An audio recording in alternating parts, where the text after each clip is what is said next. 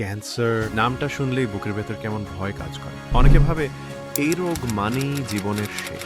কেউ কেউ অ্যালোপ্যাথি চিকিৎসায় লাখ লাখ টাকা খরচ করে, কিন্তু শেষ পর্যন্ত সুস্থ হতে পারে না। হতাশা আর নিরাশায় থেকে যায়। কিন্তু আশার আলো এখনো নিভে যায়নি। বাংলাদেশের একজন নিবেদিত প্রাণ চিকিৎসক আছেন, cancer specialist doctor SM. Sarwar. তিনি শুধু একজন ডাক্তার নন, তিনি অনেক পরিবারের কাছে জীবনের শেষ ভরসা। তার হাতে চিকিৎসা নিয়ে ইতিমধ্যে 4,000-এরও বেশি ক্যান্সার রোগী সুস্থ হয়ে নতুন জীবন ফিরে পেয়েছেন। যারা একসময় ভেবেছিলেন সব শেষ, আজ তারা হাসছেন, স্বাভাবিক জীবনে ফিরেছেন, পরিবারের সঙ্গে নতুন করে স্বপ্ন দেখছেন। ডক্টর সারোয়ার শুধু ক্যান্সার নয়, নানান জটিল রোগেরও চিকিৎসা দিয়ে থাকেন।